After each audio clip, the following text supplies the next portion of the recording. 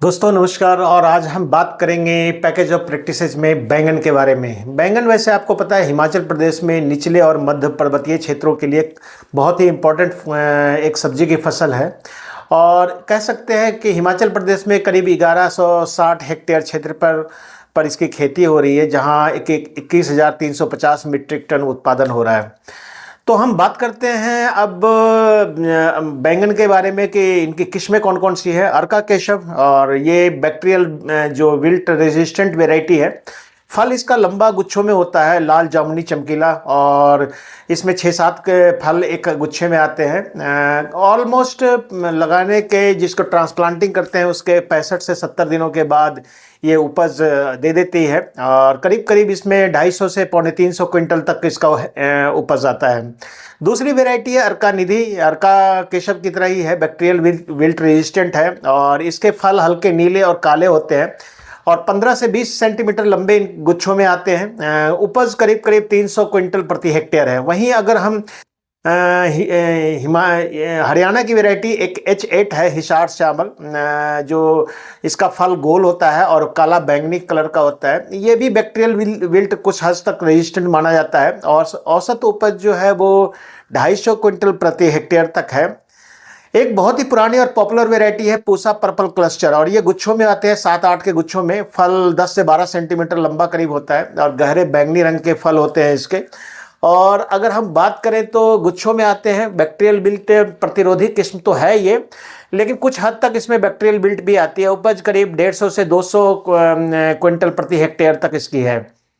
वहीं पूसा क्रांति, ये भी एक अच्छी वैरायटी है। फल 15 से 20 सेंटीमीटर लंबा होता है, और बैक्टीरियल बिल्ट ग्रसित क्षेत्रों में इसको लगाने की सलाह नहीं दी जाती है, क्योंकि ये थोड़ा ससेप्टेबल वैरायटी है। औसत थोड़ा उपज इसका 200 से 250 क्विंटल प्रति हेक्टेयर तक है। पूसा पर्पल लॉन्ग के समय की ही एक और वैरायटी है पूसा पर्पल क्लस्टर के साथ पूसा पर्पल लॉन्ग, जो का फल जो है 20 से 25 सेंटीमीटर लंबा, बैंगनी, और ये भी बैक्टीरियल बिल्ट का रेजिस्टेंट नहीं है, और इसका औसत उत्पादन जो है वो 250 से 350 क्विंटल प्रति हेक्टेयर तक है।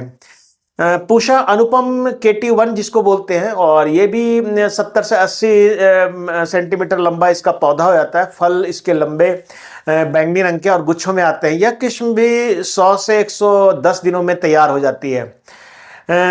इसकी जो पैदावार है वो अन्य जो किस्में हैं उससे थोड़ी कम है, 180 क्विंटल प्रति हेक्टेयर तक उपज है, और यह कुछ हद तक बैक्टीरियल बिल्ट रेजिस्टेंट वैरायटी है। ये भी एक T3 जो एक वैरायटी है, ये इसका फल जो है टाइप 3 करके करीब करीब गोल होता है, और 10 से 12 सेंटीमीटर लंबा से लंबे हल्के बैंगनी रंग के इसके फल होते हैं, और फल जो होता है थोड़ा हरापन लिए हुए होता है, जो बैंगनी कलर के ऊपर धारियां होती है। 80 से 90 दिनों में तैयार हो जाता है ये करीब, और इसकी प्रोडक्टिविटी बहुत ज़्यादा है, करीब 440 क्विंटल प्रति हेक्टेयर तक इसकी उपज है। और ये सबसे बड़ी चीज़ है कि इसमें जो फॉर्मोप्सिस ब्लाइट या फ्रूट रॉट लगता है, फल सड़न, उसके प्रति प्रतिरोधी है। तो बैंगन की ये सारी किस्में के अलावा प्राइवेट सेक्टर की बहुत सारी किस्में हैं जिसको आप लगा सकते हैं, जैसे नवकिरण है। नवकिरण बहुत पॉपुलर वैरायटी है। अगर बीज की बात करें तो इसके लिए 25 ग्राम करीब करीब बीज एक कनाल के लिए उपयुक्त होता है। इससे जो पौधे तैयार होते हैं उससे एक कनाल में रोपाई हो जाती है। खाद और उर्वरक बड़ा ही इंपॉर्टेंट चैप्टर है, क्योंकि गोबर खाद करीब 4 क्विंटल प्रति हेक्टेयर, और urea 8 kilogram, super phosphate 15 kilogram, और म्यूरेट पोटाश 3.5 किलोग्राम प्रति कनाल के हिसाब से प्रयोग करना चाहिए। 4 क्विंटल प्रति कनाल मैंने बोला। उसी तरह अगर दूसरा सिस्टम देखें जहां 12-32-16 यूज करते हैं, वहां गोबर खाद की मात्रा तो सेम ही 4 क्विंटल प्रति कनाल। उसके अलावा जो 12-32-16 है वो 7 से 8 किलोग्राम, और म्यूरेट पोटाश करीब 1.5 किलोग्राम, और यूरिया 7 किलोग्राम इसका प्रयोग किया जाता है। बिजाई और रोपाई शिमला मिर्च की बैंगन की जो पौध तैयार करने के लिए जो हम तैयार करते हैं उसको शिमला मिर्च, बैंगन, टमाटर की तरह ही करते हैं। और इसके लिए निचले पर्वतीय क्षेत्रों में अक्टूबर नवंबर में इसकी नर्सरी लगाई जाती है प्रोटेक्टेड कल्टीवेशन में, या आप कह सकते हो कि लो टनल बनाकर। और इसकी रोपाई जो होती है वो मार्च अप्रैल में की जाती है, फरवरी मार्च अप्रैल में करीब। दूसरी मई जून में लगती है, जो बरसात के समय में जिसकी पौध ट्रांसप्लांटिंग करते हैं। उसी तरह मध्य पर्वतीय क्षेत्रों में मोस्टली ये मार्च से मई के बीच में इसको लगाया जाता है, जून जुलाई में इसकी ट्रांसप्लांटिंग कर देते हैं। जब नर्सरी का पौधा करीब करीब 10 से 15 सेंटीमीटर ऊंचा हो जाए, 3 से 4 पत्ते आ जाए, तो उसके बाद समतल खेत में मेड़ बनाकर, नॉर्मली बरसात में जो लगाते हैं वो मेड़ बनाकर, और नॉर्मल कंडीशन में इसको हम समतल खेत में ही इसकी रुपाई शाम के समय कर देनी चाहिए। और ये ध्यान रखें कि जब भी आप रोपाई करें तो इसके जड़ चूंकि स्थापित नहीं होते हैं, तो इसलिए कम से कम 1 सप्ताह तक फुहारे से इसको पानी देना बहुत ही आवश्यक है, ताकि पौधे जो है वो अच्छी तरह से एस्टेब्लिश हो जाएं। दूरी की बात करें तो पौधे से पौधे की दूरी करीब करीब पंक्ति से पंक्ति में 45 सेंटीमीटर हम रखते हैं, और लाइन से लाइन की दूरी भी 45 सेंटीमीटर, पौधे से पौधे की दूरी भी 45 सेंटीमीटर रखते हैं। लेकिन इसमें हमको ध्यान रखना ये पड़ता है कि कई बार कुछ ऐसी वेराइटियां हैं जो बहुत ज़्यादा फैलती है, तो उसके 60 सेंटीमीटर पे भी इसको लगाते हैं। खेत तैयार करते समय जैसे 2 से 3 हल चलाते हैं उस ट्रैक्टर, उसके बाद सुहागा लगाने से पहले इसमें गोबर की खाद, super phosphate, muriate of potash की पूरी मात्रा और यूरिया की आधी मात्रा को अच्छी तरह से मिला ले, और शेष जो यूरिया बच जाता है उसको 2 भागों में बांटकर दो बार जो हम गुड़ाई करते हैं 1-1 महीने के अंतराल पर, उस समय इसको डालना चाहिए। जबकि दूसरा जो मेथड हम करते हैं, जैसे गोबर की खाद 12-32-16 के साथ, तो उसमें गोबर की खाद 12-32-16 और म्यूरेट ऑफ पोटाश, और जो यूरिया खाद है उसको 2 बराबर भागों में, आधा हिस्सा पहले, और उसी तरह से उसको हम अंतिम जुताई से पहले खेत में मिला करके अच्छी तरह से इसको भुरभुरा मिट्टी कर लेते हैं। उसके बाद क्यारियां बनाते हैं, क्यारी बना करके इसकी ट्रांसप्लांटिंग करते हैं, या फिर क्यारी बना करके या फिर मेड़ के ऊपर।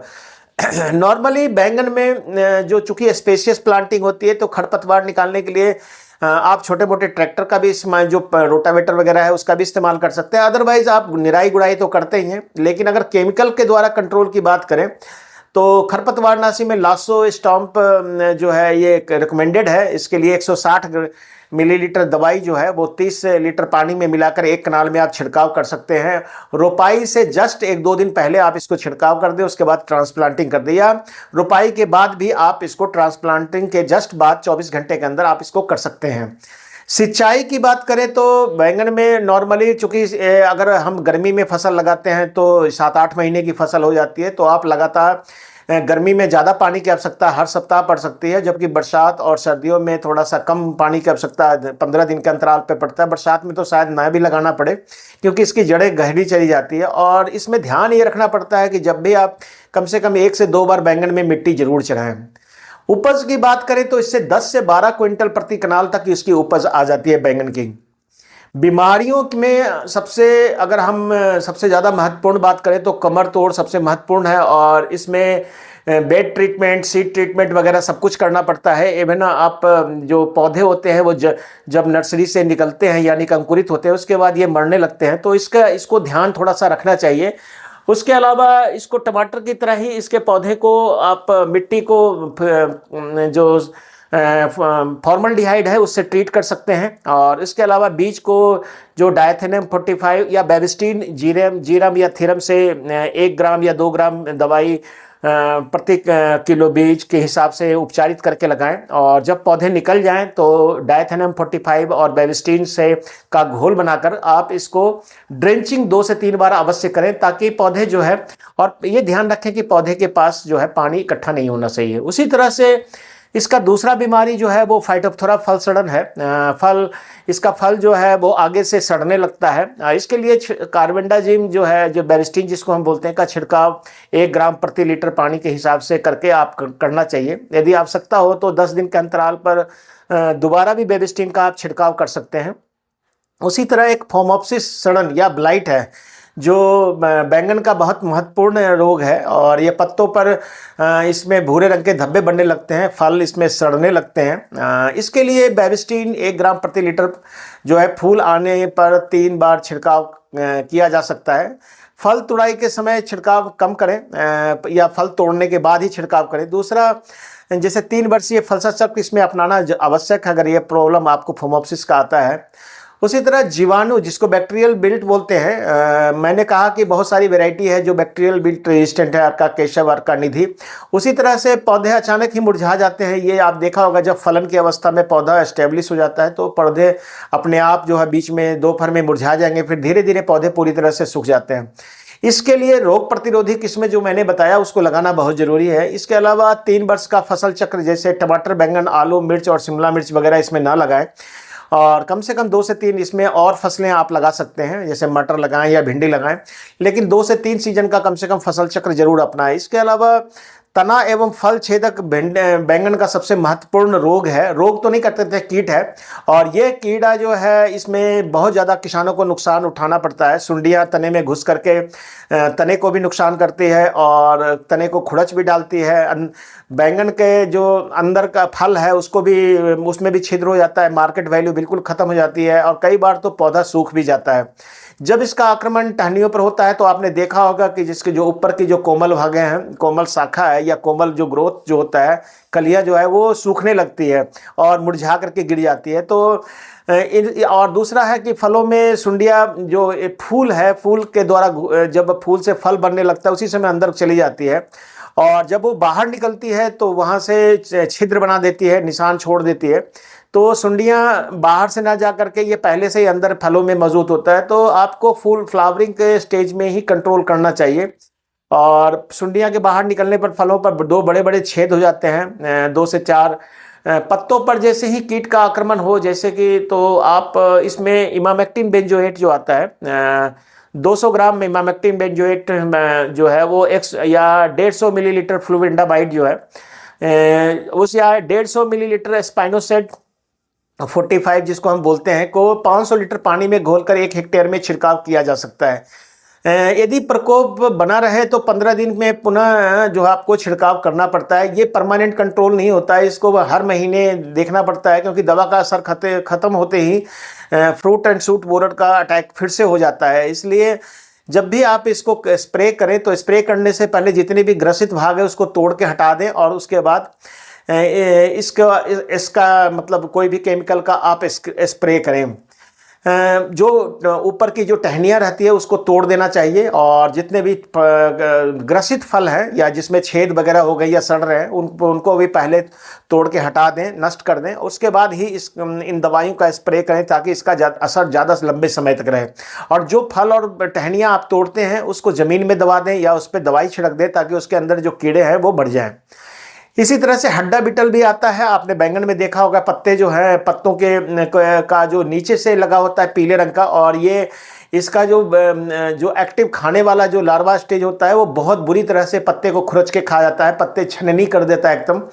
पत्ते इसमें जब पूरी तरह से जिसके पत्तों को खाने लगता है तो उसके बाद पत्ते पीले होकर के गिर भी जाते हैं। इसके लिए 200 ml साइपरमेथ्रिन जो है उसका छिड़काव आप प्रति लीटर 500 लीटर पानी में मिलाकर छिड़काव कर सकते हैं 1 हेक्टेयर में।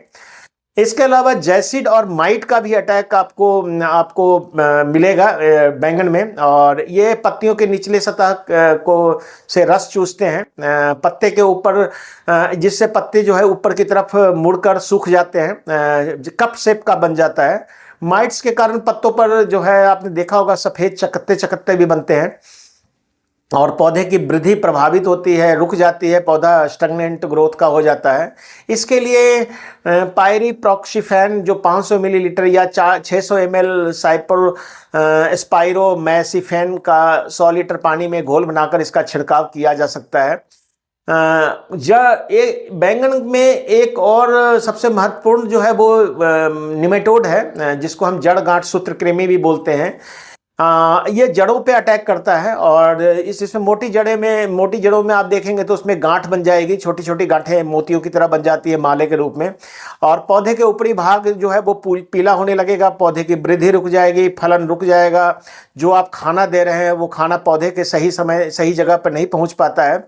तो इससे पौधा जो है पूरी तरह अगर प्रभावित हो जाए तो फलन तो सबसे पहला लक्षण है कि फलन बिल्कुल ही खत्म हो जाता है, पत्तियां गिरने लगती है, और अगर जहां इसका अधिक प्रकोप हो वहां पौधे पर पानी का कमी के लक्षण जैसे पत्तियों को मुड़ जाना, पत्तियों का अस्थायी रूप से मुरझा जाना, ये देखा जाता है। तो प्रभावित भूमि में बैंगन और सब्जियां मतलब जैसे टमाटर, शिमला मिर्च, मिर्च वगैरह, आलू वगैरह, इसको कम से कम 1 से 2 साल का फसल चक्र जरूर अपनाना चाहिए।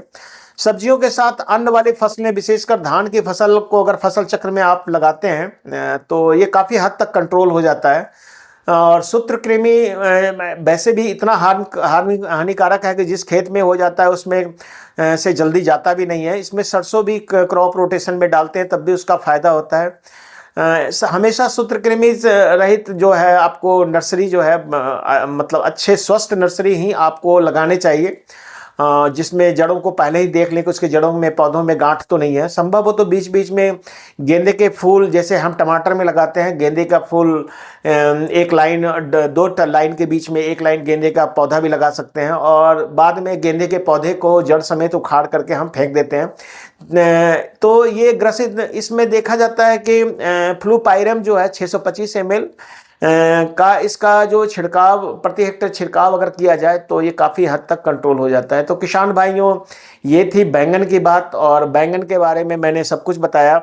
बैंगन बहुत ज़्यादा हाई जो कहते हैं इनकम वाली क्रॉप हो सकती है किसानों के लिए, अगर किसान इसको लगाए और लगाने के बाद 6 से 8 महीने तक इसकी अच्छी देखभाल करे तो ये मार्केट में इसका रेट भी अच्छा मिलता है और अच्छी बढ़वार, अच्छा इनकम भी हो सकता है।